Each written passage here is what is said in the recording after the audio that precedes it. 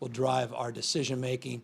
And if we continue to make, again, the kind of progress we've made over the last few weeks, in the next few weeks, I think we can be in a much better place than some had imagined and hoped for. But again, let's abide by these rules and abide by these guidances. Let me also just briefly, before I get into the daily numbers, mention one other sector. We've been working very hard on these unemployment insurance claims. Some $4.4 billion has been distributed, $4.4 billion since March 15th, just since March 15th. It's unprecedented amount of money that has been distributed. 4.3 million checks have been cut, and we continue to see claims increase. The rate of growth is a little more modest than we saw a few weeks ago, but again, in record territory. People have rightly commented about the call center needing to be opened up beyond the 8 a.m. to noon. We did so a week ago, 8 to 8, 7 days a week.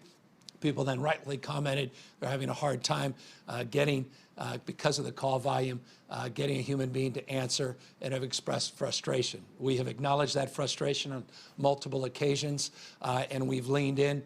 We announced 1,340 people have been redeployed to help support our unemployment insurance claim process, including supporting the call center, just for the purposes of additional information and advancing that conversation further. We added 600 additional people to that task in the last few days. Later this week, we will be putting text capacity to answer questions by text, so SMS. That will go into place in the next few days. We put a new chatbot up a few days ago on the most frequently asked questions. Again, all about reducing the stress, reducing the volume. I mentioned just before the weekend that we were integrating some of the work around call centers and making sure that we're putting different protocols in place. That substantially started to take shape over the weekend. We're not out of the woods by any stretch of the imagination. Let me tell you why. Just last week, 15 million calls came in to that call center, 15 million. And over 1 million minutes were spent, 1 million minutes with a human being answering questions. So one of the things we recognize we need to do is reduce that call volume. We think the SMS, the texting will help in that effort. These chatbots will certainly, we believe, help in that effort. And we're also looking at some of the rules and regulation to loosen them up in terms of the need to make as many inquiries. That's also an important thing that we started doing late last week into the weekend, and hopefully will be bearing fruit later this week. So just know we get it. We're doing everything in our power to get it done. I'm not going to sit here and complain about old IT systems, except we have an old IT system. And let me just acknowledge head on, that's not the only old IT system in government. Interestingly, this has long been a point of passion for me, large-scale IT procurement. And while we were making some progress over this last year, we recognize we have a lot more progress that needs to be made, including the Department of Motor Vehicles, lest I not remind you of their infamous IT system. These things can't change overnight, but no, we're working day and night to begin to do justice to your expectations and your rightful demands for performance from the state of California and all of our partners at the local level. And we're committed to doing better every single day. So I just wanted to update you on unemployment insurance claims as well. As we do every day, I also want to update you on some trend lines before their headlines as it relates to the data that comes in on the number of deaths, hospitalization, number of positives in the state of California. Over the weekend, we started to see a modest decline from that peak last week in the number of lives lost. Over the last 24 hours, 45 lives lost. Tragic. Again, human beings, not just numbers, not statistic, but encouraging sign nonetheless over the course of the last number of days from that peak into last week. We'll see where it goes in the next few days. Always a point of caution, lagging indicator, but that number down from over 100 just a number of days ago. We did see 1,300 new individuals test positive for COVID-19, but we're also seeing substantial improvement in our total testing. Now over 553,000 tests have been performed in the state of California. We're starting to hit those benchmarks that we laid out to you in terms of substantially increasing our testing.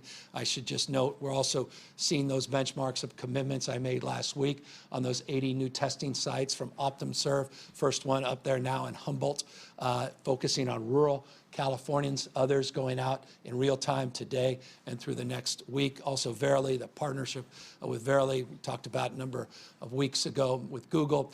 They're also focusing on places like East LA, inner city California, not just in the rural parts of the state. So not only are we increasing the numbers of tests, I just want to make sure people understand where we are testing is becoming more appropriate to the needs of 40 million Californians. And so we're trying to meet people where they are as opposed to demanding they meet where we are. Again, a lot of progress in that place, and that progress will certainly help us with those green lights of indicators moving forward with these meaningful modifications of the stay-at-home order that all of us are looking forward to. So that's the number of positives, over 1,300 more in the last 24 hours. The number of hospitalizations, 1.4% increase. Again, we're seeing some stabilization, decrease, modest increase, decrease, modest increase in the number of people hospitalized. The number of people in ICUs basically flat from yesterday, just one individual more than in the last 24 hours in the ICUs. So again, stabilization, but let's keep it that way. That's why I began talking about the beaches. Why run that? I know, I'll say it again, that 90-yard dash. Who does that? And you're so close when you've been making so much progress. Let's just get through this thing together so that we can go so much farther, so much quicker. The worst thing we do is we start sort of rest on our laurels thinking somehow the virus has decided to take a break or go on vacation. Virus is as prevalent as it's ever been. It's as transmissible as it's ever been. Nothing's changed in that respect. The only thing that changed is our behavior for the better, and that mitigated the spread and has provided us the opportunity to build a foundation where we can then begin to make the modifications. And so again, I just want to encourage people to continue in that spirit and advance in that space, 6 feet apart minimum, practicing social distancing, physical distancing, abiding by the stay-at-home, and we'll do our part to make adjustments and amendments when the data shows those green lights and the data provides us the indication that we can move there. Hope it's in the next few weeks. I believe it will be, but that's based on our behaviors in the next few weeks. So let's get there together, and let's get there in a much stronger way than we otherwise could. So that's broad strokes, the updates for the day.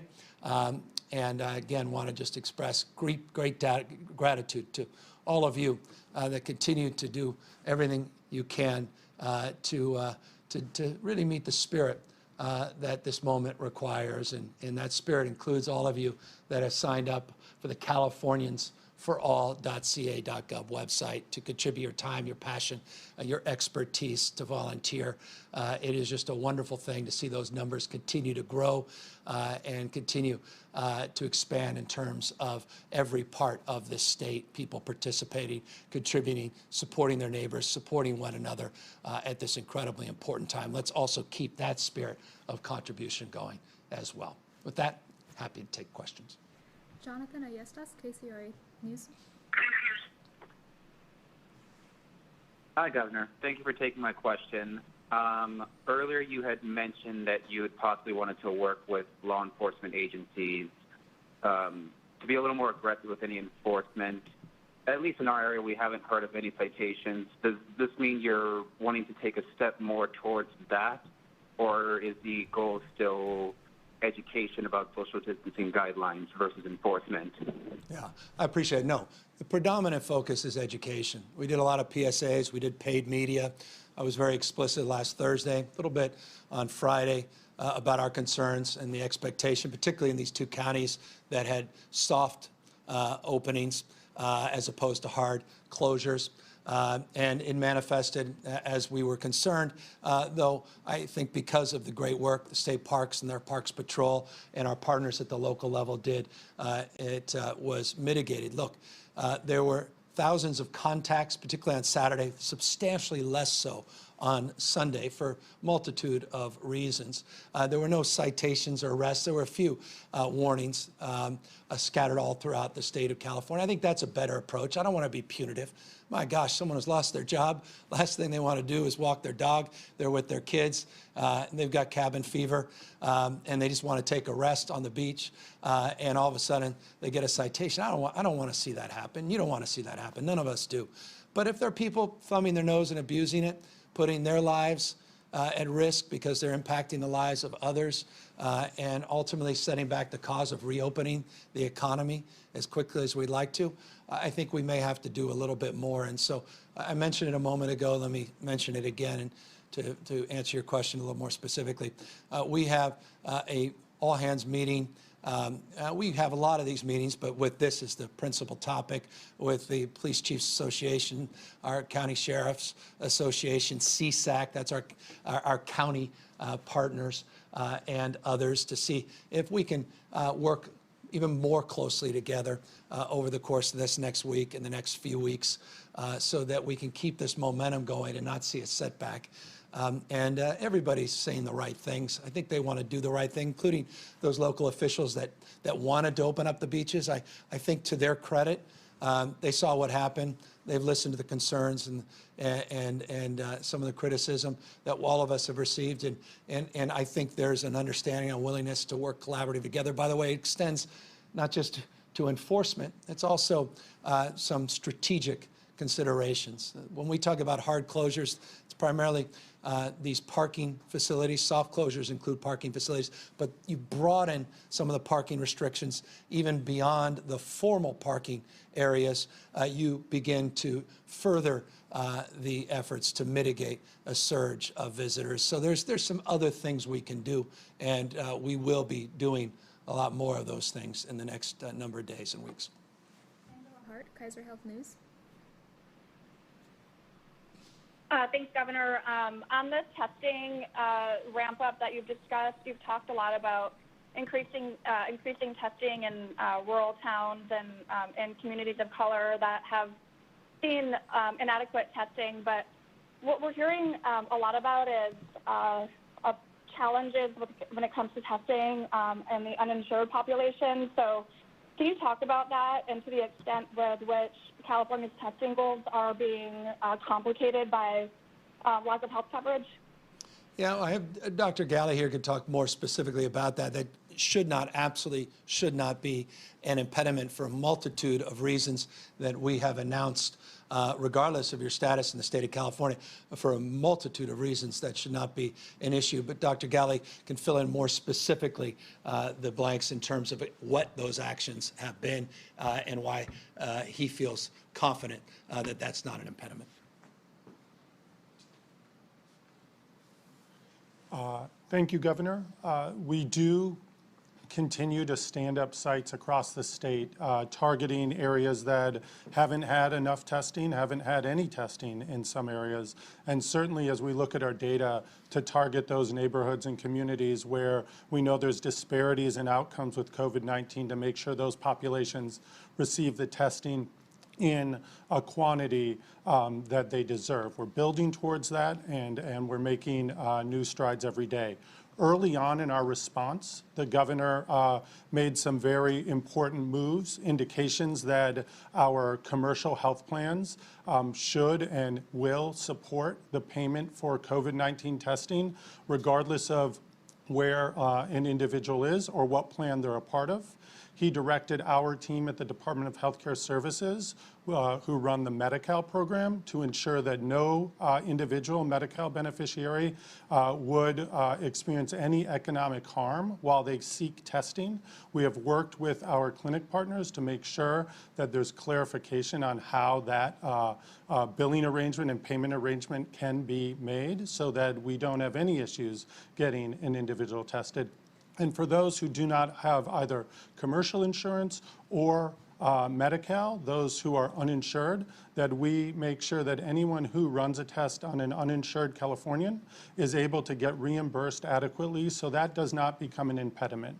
We expect to see these questions more and more as individual clinics and individual settings that begin to do more testing begin to ask the question, and we look forward to demonstrating how they can get payment for those tests, so that the community message across California is, if you think you need to be tested, especially as we change our prioritization and testing guidelines of who should and can be tested, that there is no impediment to getting that done. We see it as a very important part of opening or modifying our stay-at-home orders in the weeks to come. So we are dogged in working hard with our county partners, health plan partners, to make sure that this and any other testing impediment is cleared.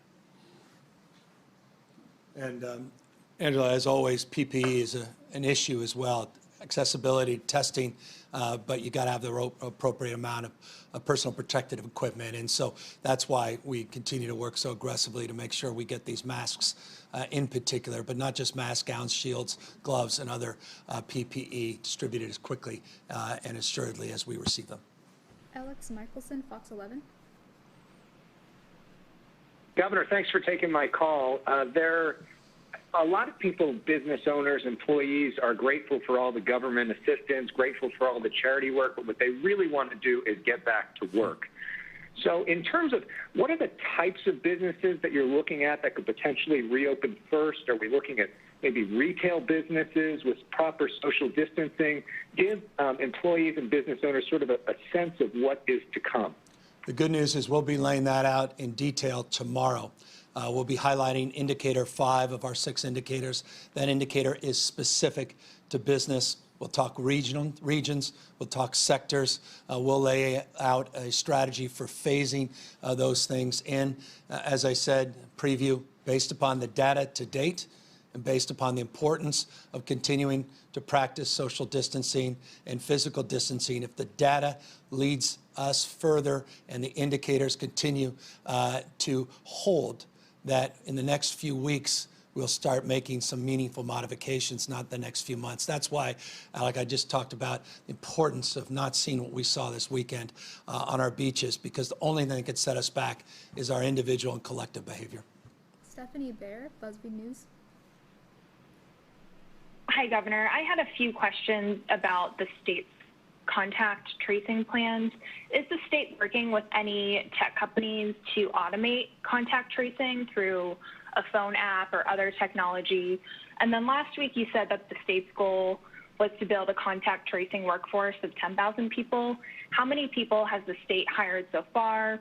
What are their backgrounds, and how is the state going about paying them? Yeah, we just announced literally a few days ago, but we did our survey. 22 counties have robust tracing capacity that's already in place.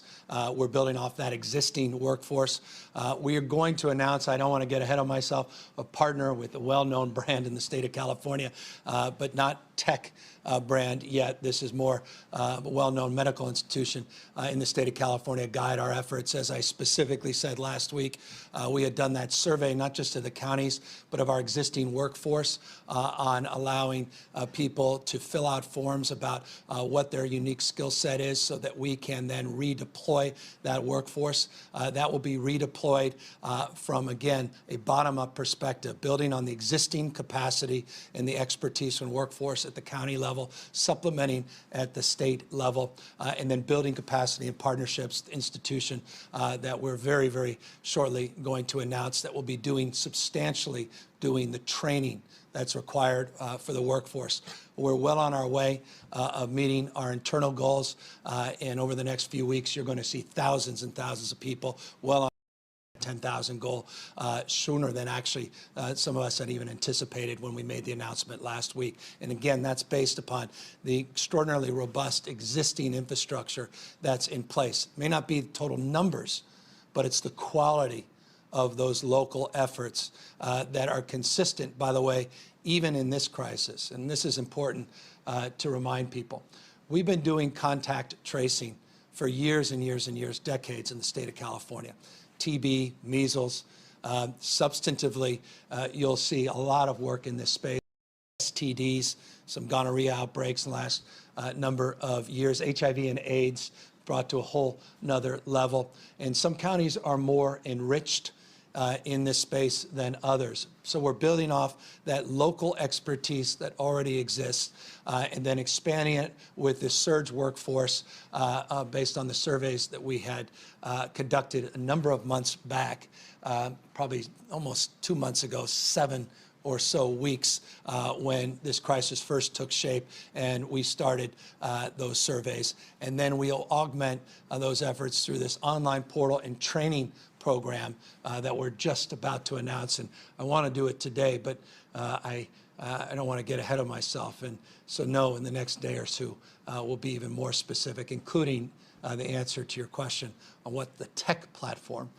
We have multiple choices in this. I just want to make sure we don't pick one too soon and unnecessarily and lock ourselves in, but we are very close to having that platform set up as well.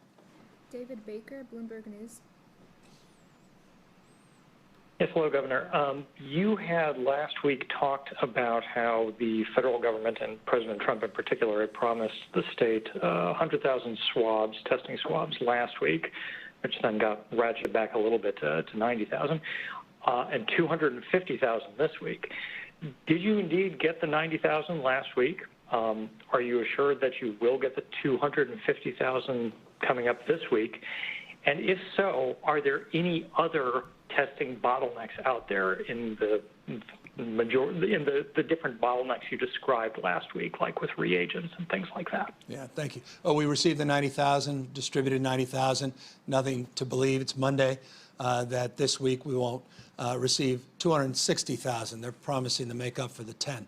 But when that comes in, I'll let you know, and there's nothing to suggest it won't happen. We'll still need multiples of that, and so by no stretch of the imagination is that enough. Remember, it's not just the total number of tests. We want to continue to increase the number of times an individual is tested, including the types of tests, the serology tests, not just the traditional PCR tests. And therein lies answer to the second part of your question. Every week we tend to shut one concern down. There's another concern that rears its head. And so you're correct. It was for a while reagents, and then it was specifically RNA extraction kits, and then it was swabs and this last few weeks. But there's also transport media, which I mentioned in the survey of the 251 largest vendors that we have, including our private and public labs, our private partners and public labs that continue to be a problem. Remember, I said in that survey, 50 to 55%, the 251 largest testing providers said swabs was the #1 issue. 50% said some of the testing kits, the transport media, the tubes were also a problem. So that continues to be a space where we're doing more and working, not just our federal partners, but working to procure directly those specific supplies. But look, substantial progress is being made, but by no stretch of the imagination does everybody have ample supplies, including, again, PPE, which is critical in terms of making sure that these tests are conducted at an appropriate level. OptumServe, forgive me for being a little more long-winded, but I want to be precise. OptumServe and those 80 sites we announced last week, those are end-to-end tests, all locked in, all fully loaded in terms of supply and diagnostic capacity.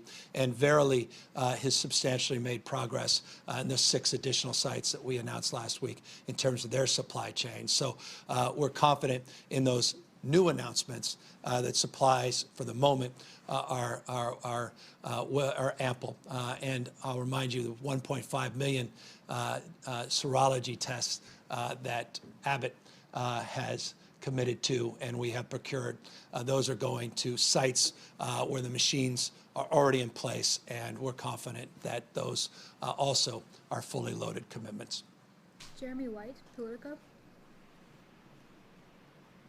Hey, Governor, thanks for taking my question. I wanted to ask you about the 2 new states that joined the regional pact today, Nevada and Colorado, as you mentioned. The governor of Nevada noted how many visitors from other Western states come to visit Las Vegas, for example. I'm curious to know the regional framework you're contemplating with other governors.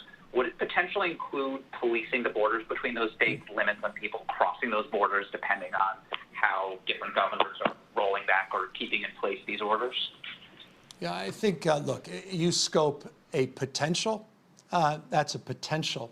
But I can say this just based on my personal conversations with many of these governors, we have not had that conversation. So that is not our current scoping. Frankly, our current scoping is on what meaningful modifications look like, comparing and contrasting conditions at the local level, recognizing the regional variance even within our states. Tomorrow, again, we'll be laying out more detail on our roadmap and our specific indicator number 5 and what the phased-in approach will look like. You'll see conversations that we've had with other governors where we have taken some of their counsel and advice and incorporated into the presentation we'll be providing you tomorrow. It's just a proof point of the collaboration and the sharing of best practices back and forth. But look, if we're at a different phase in this and there's other concerns, I imagine that's a scoping potential of the purpose of the Western States Compact is some consideration and some collaboration, some heads up, some coordination on something along the lines you suggest, but not at the moment. Final question, Jim Roop, Westwood One News. Thank you very much. Good afternoon. Governor, I love you. Most people do right now, but I have a question for Dr. Galley, if that's okay. My gosh, you've broken my heart or not. You've elevated me. So, Dr. Galley. I'm sorry. Thank you very much. Doctor, we've been seeing a lot of documentation, hearing a lot of information about how the virus lives on surfaces, so on and so forth. But we understand, at least what I've understood now through all of these briefings, is that the virus is a protein, and in a droplet it'll survive for a little bit. Once that droplet dries up, while the virus could be still detected, its DNA would still be there, it's not necessarily infectious. So we have information on how long that virus can live on somewhere, how long it can be detected. But do we have information about how long the virus is actually infectious on these surfaces? Or do I have all of that wrong? No, thank you for the question. I think it's an important one. Many people are asking. We talk about how it's transmitted from person to person. We're talking about 6 feet apart. And what about the surfaces that person that you don't normally interact with was just standing at? And we are learning more and more about how the transmission of COVID-19 takes place. I think we're learning based on what other countries are publishing in the literature, what we're learning in some of those major epicenters in the states of where they've had many, many cases. And I would say that because we are not 100% certain how it lives on surfaces, whether it transmits off of those surfaces, that we continue to push out those very basic guidelines. Wash your hands frequently. Don't touch your face if you can avoid it, mainly your eyes, mouth, and nose. Make sure you cover your cough. Keep physical distancing as much as possible. Stay at home when you're able to, and if you must leave your house to go to a necessary essential visit to the store or the pharmacy, to use a face covering and to keep as far apart as possible. I think as we learn more and more, whether it's an hour on a surface, 6 hours on a surface, whether that transmits and is actually infective, transmissible, and can cause someone to contract COVID-19, we want to be abundantly cautious with all of our citizens around California and giving that consistent, strong guidance of what to do now.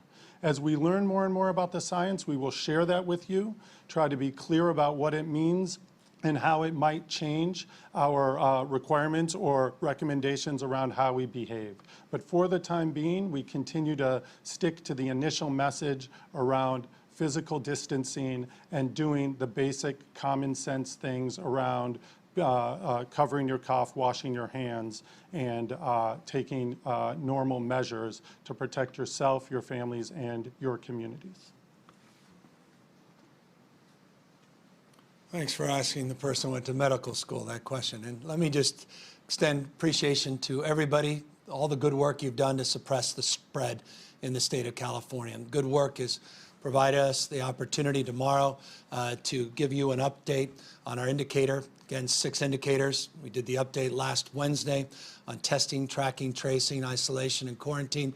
Tomorrow, we'll be talking about the opportunity to begin to modify, and potentially for the course of the next few weeks, not months, modifications to the stay-at-home order that go to the question of businesses, and sectors, and regions in the state of California. But that's because of your good work.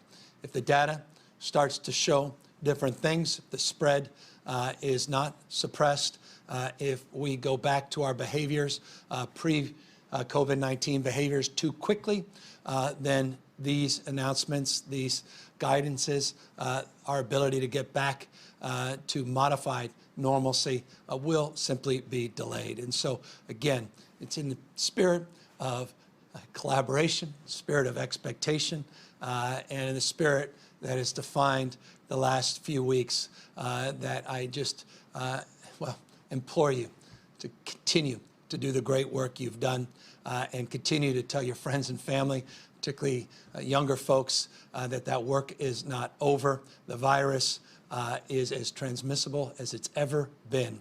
And again, it doesn't take the weekend off. It doesn't take any time off. It is ubiquitous, it is invisible, and it remains deadly. Ask the 45 families who lost a loved one in the last 48 hours. Please, please continue physical distancing, social distancing. Continue to abide by your local and the state guidances, and continue in that spirit of contribution. And as always, I'll end just reminding you, if you feel the urge to contribute your time, your energy, your passion, your expertise, CaliforniansForAll.ca.gov. Take care, everybody.